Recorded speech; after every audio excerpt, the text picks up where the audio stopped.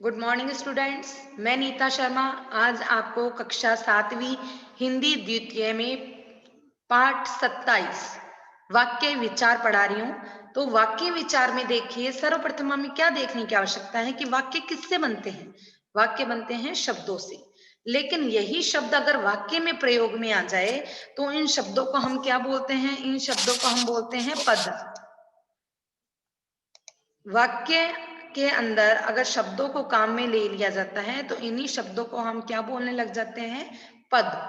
तो देखिए, परिभाषा देखिए, ऐसे पदों का व्यवस्थित समूह है वाक्य कहलाता है जिससे एक निश्चित आशय प्रकट हो सके। कैसे पदों का मतलब पद किसको बोला गया है यहाँ पर? शब्दों को। तो शब्द हैं जब वाक्य में यूज में ले लिए जाते हैं, उनको वाक्य में काम में ले लिया जाता है, तब शब्दों को क्या नाम दे दिया जाता है? पद। तो पदों का ऐसा व्यवस्थित समूह है जिससे कोई निश्चित अर्थ प्रकट हो, उसे हम वाक्य कहते हैं। ये जो परिभाषा है इसको ही मैंने थोड़ा मॉडिफाइड करके आपको बता दिया है। क्या बताया है? कि पदों का ऐसा व्यवस्थित समूह है जिससे कोई निश्चित अर्थ प्रकट हो, उसे हम वाक्य कहते हैं। जैसे देखिए उदाहरण, पूर्व दिशा में सूर्योदय हो रहा है। तो आपको एग्जैक्ट बात का पता चल रहा है कि सूर्योदय कहाँ से हो रहा है? पूर्व दिशा से हो रहा है। अगर मैं इसी वाक्य को उलट पुलट कर दूं, हो रहा है सूर्योदय दिशा पूर्व में, तो वो सारा वाक्य है वो गड़बड़ हो जाएगा। इससे हमें कोई निश्चित अर्थ की प्राप्ति नहीं होगी। तो पदों का व्यवस्थित समूह होना चाहिए कि क्रम वाइज होना चाहिए, कर्ता कर्म क्रिया सब अपने अकॉर्डिंग सेट होनी चाहिए। तो पदों का ऐसा व्यवस्थित समूह है जिससे कोई निश्चित अर्थ प्रकट होता है, उसे हम वाक्य कहते हैं। अब देखिए, वाक्य के दो अंग होते हैं, उद्देश्य और विधेय, सब्जेक्ट और प्रेडिकेट। जिसको आप इंग्लिश में सब्जेक्ट और प्रेडिकेट बोलते हैं, उसे हम वाक्य के दो अंग बोलते हैं, उद्देश्य और विधेय। अब सर्वप्रथम आप देखिए, उद्देश्य क्या होता है? वाक्य में जिसके बारे में कुछ कहा जाए उसे उद्देश्य कहते हैं। और विधेय क्या होता है? विधेय उद्देश्य के बारे में जो बात कही जा रही है उसे हम विधेय कहते हैं। जैसे देखिए, राम आम खाता है, तो वाक्य में आम कौन खा रहा है? क्रिया कौन कर रहा है? राम कर रहा है, तो राम क्या हो गया? उद्देश्य। और बाकी सारा वाक्य ना आम खाता है, वो हो गया विधेय। अब देखिए, हम उद्देश्य के बारे में थोड़ी विस्तृत चर्चा करेंगे। वाक्य के बारे में जिसके बारे में कुछ कहा जाए उसे उद्देश्य कहते हैं। उदाहरण देखिए, मोहन खूब मेहनत करता है। तो मोहन कौन हो गया? कर्ता, यानी काम करने वाला कौन हो गया? मोहन हो गया। तो मोहन हमारे क्या होगा? उद्देश्य होगा। मोहन क्या होगा? उद्देश्य। और बाकी जो वाक्य है खूब मेहनत करता है, वो क्या होगा? वो होगा विधेय। जो मैंने ब्लू कलर में किया है उसको हम मोहन कहते, मोहन जो ब्लू कलर में मैंने किया है उसको हम कहते हैं उद्देश्य। खूब मेहनत करता है जो रेड कलर से किया है वो होगा हमारा विधेय। अब देखिए, उद्देश्य में भी एक चीज और हमारे सामने आती है। क्या चीज? उद्देश्य का विस्तार, यानी उद्देश्य को बड़ा करना। विस्तार यानी क्या होता है? बड़ा करना। अब देखिए, राम का भाई श्याम मौज मस्ती करता है। अब आप एक चीज को ध्यान से देखेंगे कि इसमें हमें क्या चीज बताई गई है। देखिए, राम का भाई श्याम, एक मिनट इसको आप काटो। श्याम मौज मस्ती करता है, तो मौज मस्ती करने वाला कौन है? श्याम है।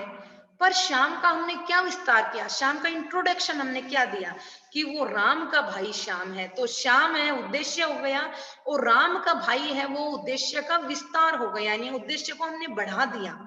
विस्तार करना यानी उसको बढ़ाना। उद्देश्य का इंट्रोडक्शन दे दिया हमने। तो जहां पर उद्देश्य का इंट्रोडक्शन है, उद्देश्य से आगे उद्देश्य का विस्तार होता है, उसे हम उद्देश्य का विस्तार कहते हैं। वहां पर सिंपल उद्देश्य नहीं होता, उद्देश्य का विस्तार होता है। अगर आपसे पूछ लिया जाए कि इसमें उद्देश्य क्या है, तो आप इसमें पूरा लिखोगे। क्या लिखोगे? राम का भाई श्याम। क्योंकि उद्देश्य का जो विस्तार है वो हमेशा उद्देश्य का ही पार्ट होता है। इसलिए अगर आपको पूछ लिया जाए कि इस वाक्य में उद्देश्य और विधेय अलग कीजिए, तो आप उद्देश्य ये पूरा लिखेंगे कि राम का भाई श्याम तो उद्देश्य है, और मौज मस्ती करता है इसका विधेय है। देखिए, पहले वाक्य में मोहन के बारे में कुछ कहा जा रहा है, अतः यह उद्देश्य है। दूसरे वाक्य में राम का भाई श्याम उद्देश्य, जो भी बात कही जा रही है वह राम के भाई श्याम के बारे में कही जा रही है। ये स्पष्ट है कि पहला जो वाक्य था उसमें उद्देश्य अकेला भी था, और अन्य जो दूसरा वाक्य है उसमें उद्देश्य के साथ क्या आ रहा है? उसका विस्तार आ रहा है, इसलिए इस तरीके से हम उद्देश्य के दो अंग मानते हैं, उद्देश्य और उद्देश्य का विस्तार। उपयुक्त वाक्य में श्याम उद्देश्य है और राम का भाई उद्देश्य का क्या है, विस्तार है। देखिए कुछ अन्य उदाहरण हम देखते हैं। चमचमाता हुआ सूरज निकल रहा है। अब देखिए सूरज निकल रहा है, कार्य कौन कर रहा है, सूरज कर रहा है, कर्ता कौन हो गया, सूरज हो गया। तो सूरज तो उद्देश्य है, पर उससे पहले हमें सूरज की क्या वर्णन किया गया, सूरज के बारे में उसका विस्तार किया गया। चमचमाता हुआ सूरज, यानी सूरज की हमें क्या बता दी गई, विशेषता बता दी गई, उसका इंट्रोडक्शन बता दिया गया। नेक्स्ट देखिए, दशरथ पुत्र राम ने रावण का संहार किया। तो राम क्या है, राम उद्देश्य है, लेकिन राम से पहले उसका इंट्रोडक्शन क्या क्या दिया गया कि वो दशरथ का पुत्र है। तो राम का इंट्रोडक्शन क्या गया, दशरथ पुत्र राम। उद्देश्य के बारे में जो कुछ भी कहा जाता है उसे हम विधेय कहते हैं। ये बात हम पहले पढ़ चुके हैं। अब देखिए उदाहरण, राम का भाई श्याम मौज मस्ती कर रहा है। यहाँ पर मौज मस्ती कर रहा है क्या होगा, विधेय होगा। कुछ अन्य उदाहरण देखिए, मोहन सोएगा, मोहन सोएगा, तो मोहन क्या हो गया, उद्देश्य, और सोएगा क्या हो गया, विधेय हो गया। इसी तरीके से देखिए, मोहन कल रात को नरम नरम बिस्तर पर सोएगा। अब पहले वाक्य में सोएगा विधेय है, दूसरे वाक्य में कल रात को नरम नरम बिस्तर पर सोएगा, ये विधेय है। स्पष्ट है कि विधेय अकेला भी आ सकता है और अन्य पदों के साथ भी आ सकता है। इस तरीके से विधेय के भी दो अंग होते हैं। देखिए विधेय और विधेय का विस्तार, जैसे उद्देश्य का विस्तार हुआ था वैसे ही हमारे पास विधेय का भी विस्तार है। देखिए, राम का भाई श्याम कल सुबह मुख्य पार्क में सैर करने जाएगा। अब विधेय क्या है, जाएगा, राम का भाई श्याम जाएगा, कहाँ जाएगा, कल सुबह मुख्य पार्क में सैर करने के लिए जाएगा। तो जाएगा से पहले जो ये दे रखा है ना, कल सुबह मुख्य पार्क में, ये क्या हो गया आपका, विधेय का विस्तार करना हो गया। विधेय का क्या करना हो गया, विस्तार हो गया। अब एक चीज मैं आपको बताती हूँ, देखिए ये जो उदाहरण था, मोहन कल रात को नरम नरम बिस्तर पर सोएगा, तो मोहन तो हो गया हमारा उद्देश्य और सोएगा क्या हो गया, विधेय। मोहन क्या करेगा, सोएगा, लेकिन किस जगह पर सोएगा, स्थान बताए देना। तो नरम नरम बिस्तर पर, ये क्या हो गया हमारे, कल रात नरम नरम बिस्तर पर सोएगा, ये हो गया उसका विधेय का विस्तार करना हो गया। वाक्य के भेद, अब हम पढ़ते हैं वाक्य के भेद। ये तो थे उद्देश्य और विधेय। उद्देश्य और विधेय क्या होते हैं, सब उसके वाक्य के अंग होते हैं, पार्ट होते हैं। अब आप पढ़ते हैं वाक्य के भेद। वाक्य को टू प्रकार से, यानी दो तरीके से बांटा जा सकता है। एक तो रचना के आधार पर वाक्य और एक होता है अर्थ के आधार पर वाक्य। रचना के आधार पर वाक्य और अर्थ के आधार पर वाक्य। सर्वप्रथम हम देखते हैं रचना के आधार पर वाक्य। अब रचना के आधार पर वाक्य को पढ़ने से पहले एक बात को जानेंगे कि रचना का अर्थ क्या होता है। रचना का अर्थ होता है बनाना या निर्माण करना। तो वाक्य को हमने कैसे बनाया, वाक्य को पदों से मिलकर बनाते हैं, पर हमने किस किस तरीके से बनाया। एक तो होते हैं सरल वाक्य, एक होते हैं संयुक्त वाक्य और एक होते हैं मिश्र वाक्य। रचना के आधार पर वाक्य के हमने तीन भेद पढ़ रहे हैं, सरल, संयुक्त और मिश्र। तो एक तो इजी सेंटेंस होते हैं, एक संयुक्त सेंटेंस कौन से होते हैं, जिसमें हम दो वाक्यों को मिलाकर बनाते हैं, वो निर्माण तो करते ही ना वाक्य का। मिश्र वाक्य यानी एक वाक्य से दूसरा वाक्य कनेक्ट हो रहा है, और या दो से अधिक वाक्य एक दूसरे से मिलकर जब मिश्रित होकर वाक्य का निर्माण करते हैं तो वो मिश्र वाक्य होते हैं। सर्वप्रथम देखिए सरल वाक्य। सरल वाक्य, जिस वाक्य में सिर्फ एक ही उद्देश्य होता है और एक ही विधेय होता है, उसे हम सरल वाक्य कहते हैं। सरल वाक्य को साधारण वाक्य भी कहते हैं, जैसे सफेद हंस मानसरोवर में विहार कर रहे हैं। इजी सेंटेंस है, इसमें एक ही उद्देश्य है कि सफेद हंस है वो और मानसरोवर में विहार कर रहा है, एक ही कार्य कर रहा है, एक ही उद्देश्य है, एक ही विधेय है। वीर हनुमान ने अशोक वाटिका जाकर सीता से भेंट की। कार्य कौन कर रहा है, हनुमान कर रहा है, वही अशोक वाटिका जा रहा है, वही वो सीता से भेंट कर रहा है। वाक्य एक ही उद्देश्य, एक ही विधेय, यानी कार्य भी एक ही किया जा रहा है। देखिए संयुक्त वाक्य, जिसमें दो या अधिक सरल वाक्य किसी योजक द्वारा जुड़े हो, उसे हम संयुक्त वाक्य कहते हैं। संयुक्त वाक्य क्या होता है, कि दो या दो से अधिक सरल वाक्य हैं, यानी ऐसे वाक्य हैं जब दो या दो से अधिक सरल वाक्य आपस में किसी कंजक्शन द्वारा यानी किसी योजक द्वारा जुड़ जाते हैं तो उसे हम संयुक्त वाक्य कहते हैं। जैसे देखिए, वर्षा हुई और मोर नाच उठे। अब यहाँ पर दो वाक्य है, एक तो वर्षा हुई है और एक वाक्य है मोर नाच उठे हैं, लेकिन हमने इन दोनों वाक्यों को एक दूसरे से कनेक्ट करने के लिए और शब्द को कंजक्शन के रूप में प्रयोग किया है। तो वर्षा हुई और मोर नाच उठे, तो ये क्या होगा? संयुक्त वाक्य होगा। यहाँ दो सरल वाक्य, एक तो वर्षा हुई और एक मोर नाच उठे, ये दोनों वाक्य और योजक से जुड़ चुके हैं, इसलिए यह संयुक्त वाक्य है। कुछ अन्य उदाहरण हम देखते हैं। मैंने बहुत कोशिश की किंतु काम नहीं बना। अब इसमें आप कंजक्शन जुड़ा है की। मैंने बहुत कोशिश की किंतु, अब यहाँ पर किंतु कंजक्शन इसमें जुड़ गया है। ये देखिए, किंतु मैंने बहुत कोशिश की एक वाक्य हो गया, काम नहीं बना दूसरा वाक्य हो गया। पर इन दोनों को कनेक्ट करने के लिए हमने किंतु का प्रयोग कर लिया।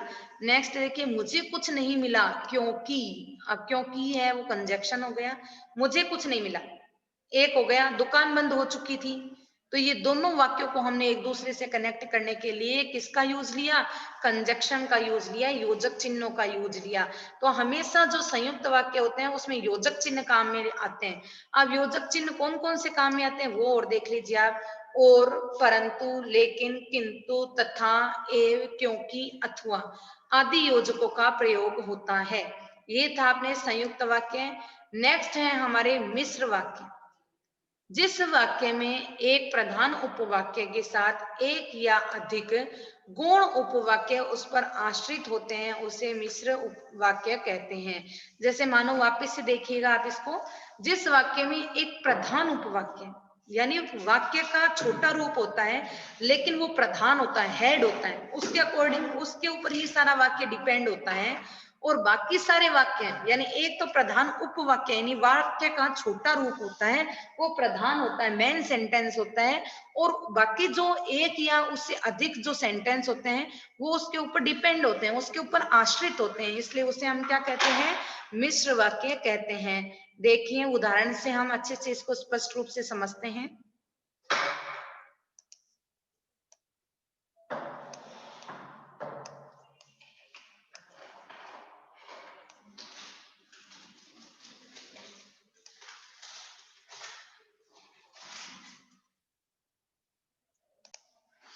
उदाहरणतया महात्मा जी ने कहा कि अहिंसा परम धर्म है। महात्मा जी ने कहा, ये क्या हो गया? मैन प्रधान उपवाक्य हो गया, क्योंकि कहने वाला कर्ता कौन है? महात्मा जी है। जहां पर कर्ता आ रहा है वो प्रधान उपवाक्य हो गया, मतलब क्रिया क्रिया कौन कर रहा है? कर्ता। तो वहां पर मैन उपवाक्य क्या हो जाएगा? प्रधान उपवाक्य क्या हो जाएगा? कार्य जो कर रहा है महात्मा जी ने कहा, तो ये हो जाएगा हमारा प्रधान उपवाक्य। क्या कहा? ये गौण उपवाक्य है, यानी अहिंसा परम धर्म है, ये उसने कहा है, तो ये क्या हो गया? गौण उपवाक्य, यानी ये उसके ऊपर डिपेंड है। मेन वाक्य क्या हो गया? महात्मा जी ने कहा है। अब क्या कहा है वो चीज क्या हो गई? गौण उपवाक्य। कुछ अन्य उदाहरण हम देखते हैं। जो बच्चा साइकिल सीख रहा है वह 7वीं में पढ़ता है। मैंने सोचा था कि बड़ा होकर डॉक्टर बनूंगा। अब इन वाक्य में देखिए, वह 7वीं में पढ़ता है। जो बच्चा साइकिल सीख रहा है वह 7वीं में पढ़ता है, तो इसमें प्रधान उपवाक्य जो बच्चा साइकिल सीख रहा है ये प्रधान, और वह 7वीं में पढ़ता है इसका गौण उपवाक्य। मैंने सोचा था क्या होगा? प्रधान उपवाक्य। अब मैंने क्या सोचा था, तो बात क्या हो गई? ये हो गई गौण उपवाक्य कि बड़ा होकर डॉक्टर बनूंगा। ठीक है। अब देखिए, हमें वाक्य को परिवर्तन भी करना होगा, यानी सरल अपने को दिए हुए होंगे, संयुक्त बनाना होगा, कहीं अपने को संयुक्त दे दिए जाएंगे उससे हमें मिश्र बनाना होगा। तो ऐसे भी हम वाक्य का निर्माण कर सकते हैं। कैसे हम वाक्य को चेंज कर सकते हैं वो भी हम पढ़ेंगे। तो देखिए कुछ उदाहरण वाक्य परिवर्तन के। सरल वाक्यों से संयुक्त वाक्य बनाना। सरल वाक्य जैसे मैंने आपको बताया था, मेरे आते ही शोर बंद हो गया, ये सरल वाक्य है। संयुक्त वाक्य देखिए, मैं आया और शोर बंद हो गया, तो और क्या हो गया? इसका कंजक्शन। नेक्स्ट देखिए, सरल वाक्य से हमें मिश्र वाक्य बनाना है। देखिए, मेरे आते ही बम फटा, जैसे ही मैं आया तभी बम फटा। नेक्स्ट देखिए, मैं लेटा मुझे नींद आ गई, मैं लेटा ही था कि मुझे नींद आ गई। ये की वाला वाक्य क्या है, एक दूसरे पर डिपेंड कराइए। आपके यहाँ पर संयुक्त लिखा हुआ है, यहाँ पर आपको लिखना है मिश्र वाक्य। ठीक है, यहाँ पर बुक में आपके सही नहीं दे रखा है, यहाँ पर आपको लिखना है मिश्र वाक्य, क्योंकि हम मिश्र वाक्य बना रहे हैं। की वाले सेंटेंस होते हैं वो एक दूसरे पे डिपेंड होते हैं। शॉर्ट की, जैसे उन्होंने कहा कि वह बाजार जा रहे हैं, है ना, तो यहाँ पर क्या हो गया, मिश्र वाक्य हो गया। नेक्स्ट आप देखिए, संयुक्त वाक्य से मिश्र वाक्य बनाना। अब देखिए, सरल नहीं दे रखा अपने को, वाक्य क्या दे रखा है, संयुक्त। सूरज निकला और पक्षी चहचहाने लगे, तो आप लिखोगे जैसे ही सूरज निकला, फिर आप लगाओगे कोमा, वैसे ही पक्षी चहचहाने लगे। यानी सूरज के निकलने पर क्या हुआ, पक्षी चहचहाए। यानी एक वाक्य दूसरे वाक्य पर डिपेंड हो रहा है, तो यहाँ पर आपके मिश्र वाक्य बनेगा। नेक्स्ट देखिए, मैंने बहुत कोशिश की परंतु असफल रहा। मैंने कोशिश तो बहुत की, इसके बाद में आपके कोमा आएगा, परंतु असफल रहा। तो इस तरीके से आपको वाक्य परिवर्तन देने भी आ सकते हैं। आज की क्लास हम यहीं पर खत्म करते हैं। नेक्स्ट अर्थ के अनुसार वाक्य भेद हम अपने नेक्स्ट क्लास में पढ़ेंगे। तब तक के लिए